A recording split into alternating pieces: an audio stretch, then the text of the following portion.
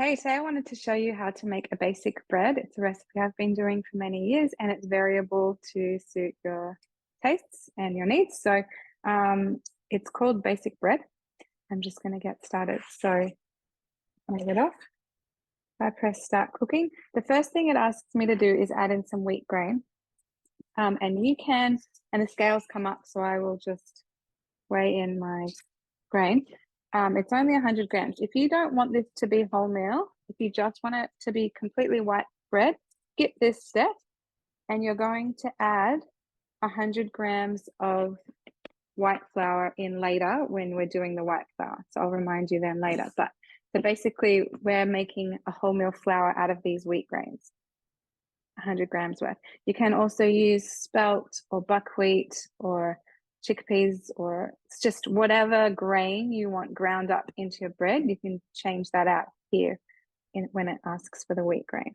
So this is just about the noisiest thing you can do in your Thermomix is grinding grains because they are so hard.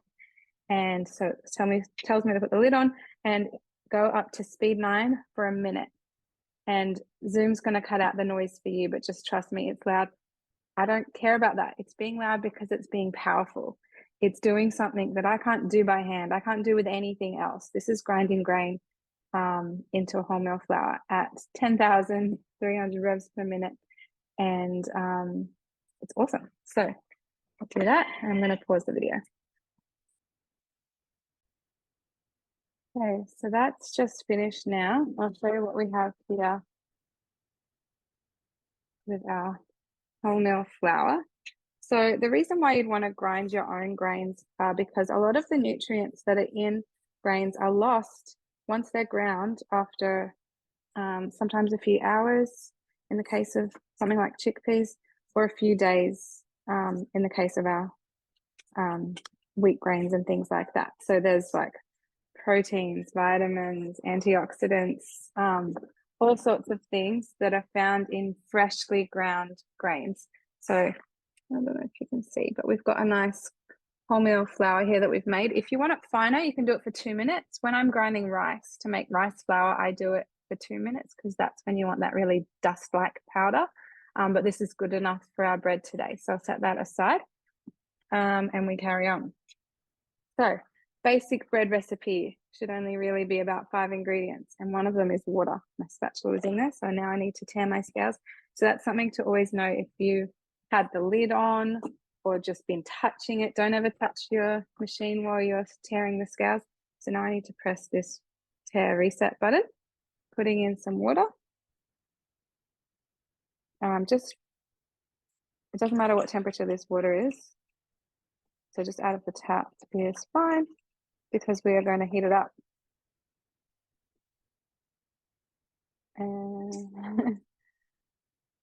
Okay, that's good. So just some water, and we're going to put in the yeast. So it's a sachet. If you buy the sachet boxes, that's good, or just 2 teaspoons of this one. So I'm using dried yeast. I have tried using fresh yeast once. It did not make a difference. I don't see why I need to bother when this is really good. And I keep this in the freezer because then it stays active and fresh. So there's your yeast. We are going to activate that yeast in the water on 2 minutes for 2 minutes, 37 degrees, speed 1. So that's just going to help rise the dough really nicely because it's going to be at the optimal temperature. That's your body temperature. It's the fermenting temperature. It's just perfect for activating that yeast. So our dough is going to be the perfect temperature for rising really nicely. So that's why we're heating that up now. If you're following another recipe that doesn't have this step in it, and you want to speed up the process of the rising or just make it better, what you can do when you're in the middle of a recipe, I'll just stop it. When you're in the middle of a recipe, you can just press this home button and then you're home. So you could have come here and manually set that time for 2 minutes, 37 degrees, speed 1. And then when you're ready to go back into the recipe, just stop that, press your bookmark, and you're back to where you left off. So that's just something I sometimes do when I'm in recipes and I want to change it around. I just want to get out of it, do what I want to do on the home page, and then go back to where I was bookmarked.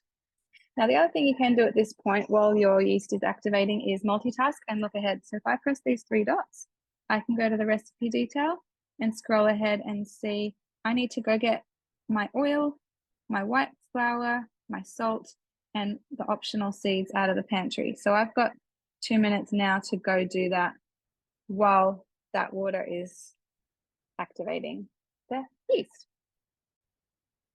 So that is finished.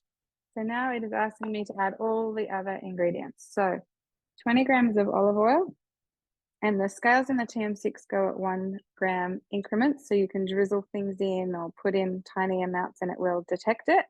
So it's really nice not to have to use measure cups and be able to rely on those scales. And we are putting in our white flour. So now this is baker's flour. So it's quite different to, I'm just using it straight out of my big tub. You can see I buy a lot of things in bulk. It's different to plain flour that you buy to make cakes and biscuits and muffins. This has extra protein and a bit more gluten to give it just a nice stronger bread dough, and it gives it a good light touch. You will notice a difference if you have them side by side, but if all you've got is plain flour and you want to make bread, still do it. Like, give it a go and use the flour that you've got because it's still going to work.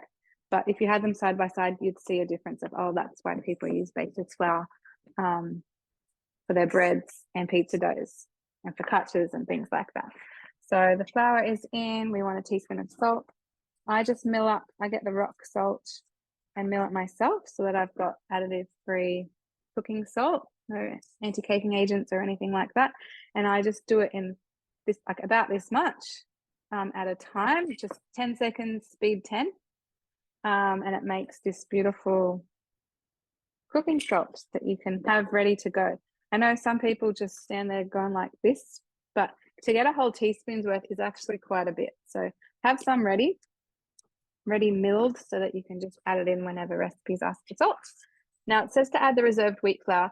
If you were just wanting to do white flour, remember back when we added the white flour, we could have added 100 grams, or now you can pull up the scales by pressing those three dots, press the scales, and add in another 100 grams of white flour, like the baker's flour.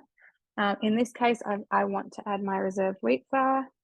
The other thing about that is if you want your bread to be more wholemeal, so this is only a 20% wholemeal ratio. If you wanted it to be more, here's where you, earlier you could have just ground more grains and you just change the ratio of wholemeal to white so that your total is 500 grams of flour. You can decide that ratio yourself. But see how you go. If your family's used to white bread, you can introduce the wholemeal slowly. So maybe do start with 50 grams of wholemeal and just build it up until you're at a level that you're happy with. So the other thing I always add that is a bit different to the recipe, this is not in the recipe, but this is some apple cider vinegar. And the reason I add this in, I'm going to pull up the scales, is because it's like a natural bread improver. And I only want 20 grams, or about a tablespoon. We don't want the dough to be too sticky, but this is, yeah, as I said, a natural bread improver just to help better texture, help the life of it, and it's a bit healthier for you too, apple cider vinegar. Now the seeds is the other thing I add in. The recipe says to put some on the top, which will look nice, but I want to incorporate it into my bread. So I've got some chia seeds and sunflower seeds. So we've got some extra omega-3, we've got some extra protein, vitamins, things like that. Extra goodness, totally optional, leave it out if you just want the normal bread.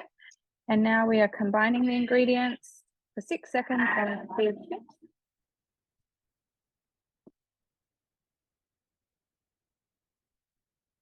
And we will press the dough mode. So 2 minutes of kneading dough in the Thermomix is about 20 minutes of hand punching. So it's pretty strong, pretty powerful.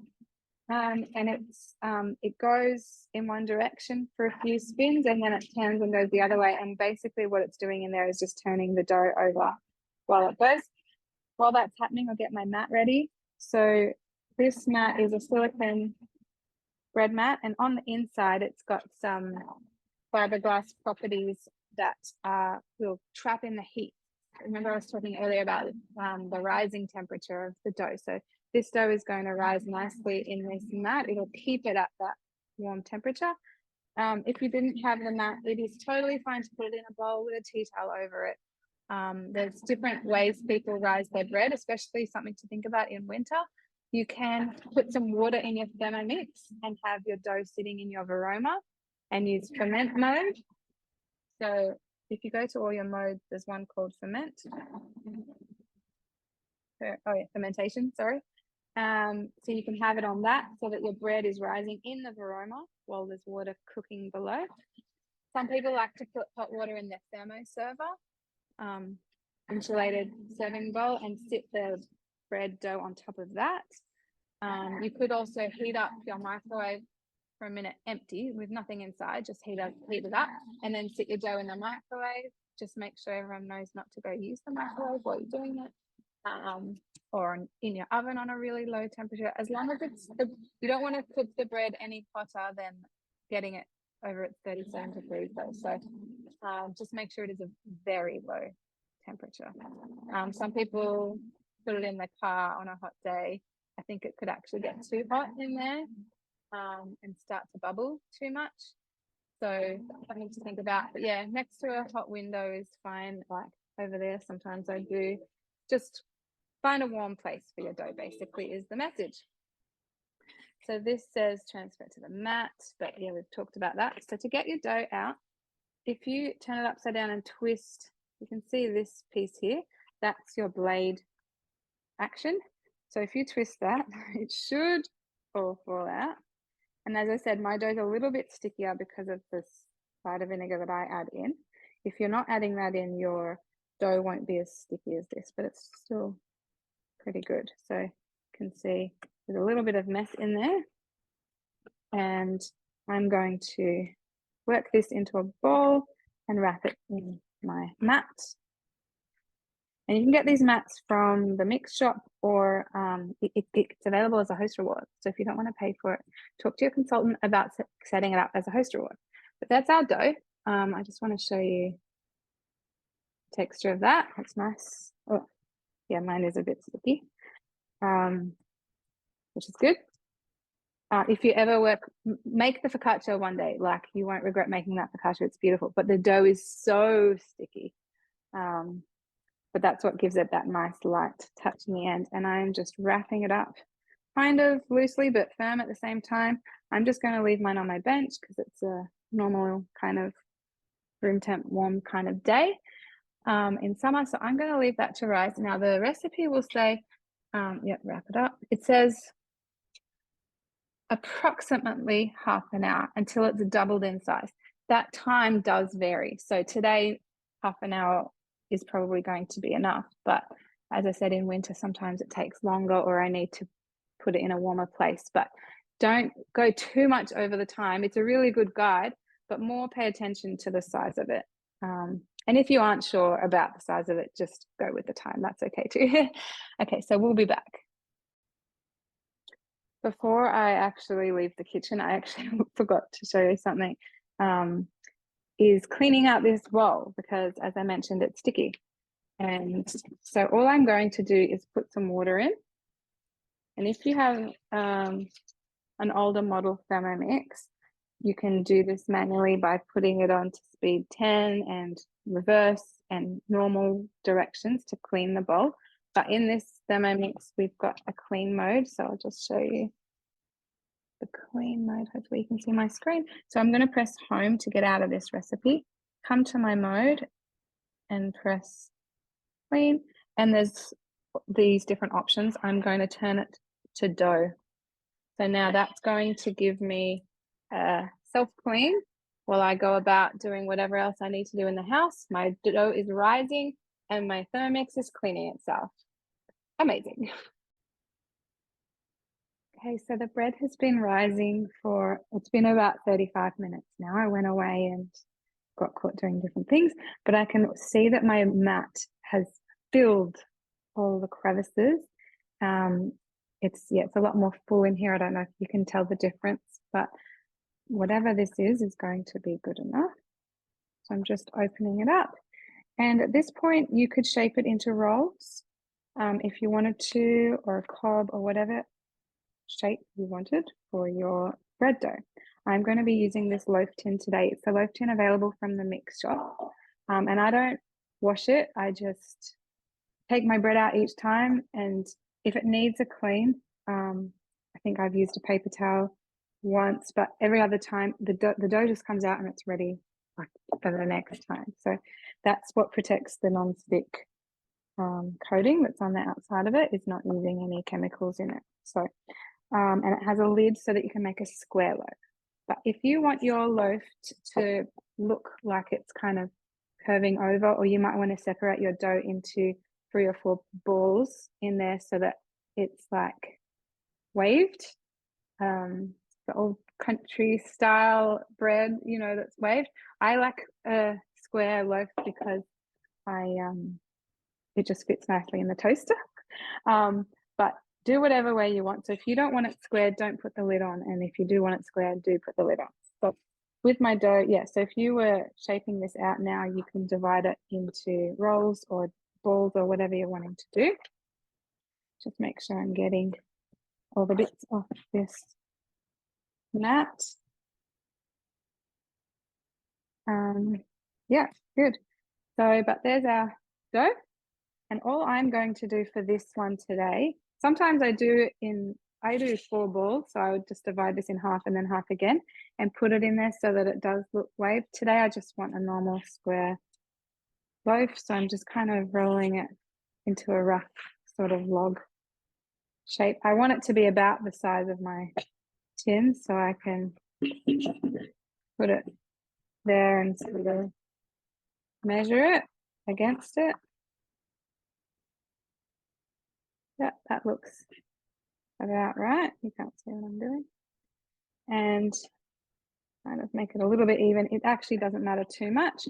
So I'm just plonking that inside. And we want this to rise again for about 20 minutes to half an hour, depends on different things. But basically, before we put it in the oven, we want it to be sort of almost to the top, because once it goes in the oven, it's going to rise again to fill the top, or it should usually. So you don't want to wait till it's at the very top, because there is a danger of over rising your bread and then it can pop and sink, or just be over risen really. But we want it to just be there, and then it will just continue rising in the oven. So at the moment, I'm just going to put the lid on and leave. I don't need the lid on right now. I actually would normally just sort of cover it with my mat. But I just wanted to show you that when you do put the lid on, if you're using this tin, it looks like this is a handle, in which case you would put it on like that. That's not the case, and I'll show you why. It's because this rim here, when you go to take the lid off, would cut your bread. It'll cut the whole top of it there. So with this, the handle side goes first. So it's like that. So that basically when you go to take it off, it just glides nicely off and you're not cutting your bread. So just thought I'd show you that for those who do have this tin. It's kind of a common first mistake. We'll be back when this has risen a bit. Okay, so this has been rising about 25 more minutes, and I've preheated the oven about 15 minutes ago. I turned my oven on. So as you can see, it's ready for me to put the lid on. Nothing too exciting happening right now. I'm just putting the lid on and popping it in the oven. And it will bake about, how long is it going to bake for? About 20 minutes, maybe half an hour. It really depends on your oven. I'll let you know once it's done, because I'm so bad at setting timers and doing it. I just sort of smell it and look at it. After about 20 minutes or half an hour, I often take off the lid, and because by then it's cooked, it's okay to take off the lid and look at it. The other thing you can do is tip it out a bit and knock on the underside, and it will sound hollow when it's ready. But it's going in the oven now. Okay, so I've taken the bread out of the oven, so you can see it here, nice and flat on the top, like I said I wanted, and you can see a few corners around the edges. I probably could have let it rise for another 3 to 5 minutes in the tin. I was getting a bit impatient there, but to show you that I know it's done, but like it's pretty much filled the whole tin, so it's okay. How I knew it was done, I just opened the oven and just, it really does sound hollow. It's the only way to say it. And I'm one of those people who would have been worried the first time when someone told me that tip. Like, I don't know what a watermelon's supposed to sound like when we're knocking on it on the fruit shop. I don't get those types of things. But this, when you tap the bottom, you're like, oh yeah, that's the hollow sound. You can tell. You can also smell it and see it. It's nice and brown and crusty. So yep, I can cut into it to show you. Sorry, I didn't get my knife ready. I've got a proper slicing Thermomix slicing knife that has a guide, but it would take me a second to find it. So I'll just do this now. It's actually easier without that mitt. Just to show you the inside. You really should let it cool down before you cut into it. But this is nice and soft and beautifully light to touch. I don't know if I can show you too well, but yeah, very soft, light, fluffy. It smells amazing, looks good. It's going to taste great. I'm going to have this nice crusty piece warm now with some butter, and yeah, that's baking bread in the Thermomix. And there's so many other bread recipes you can make.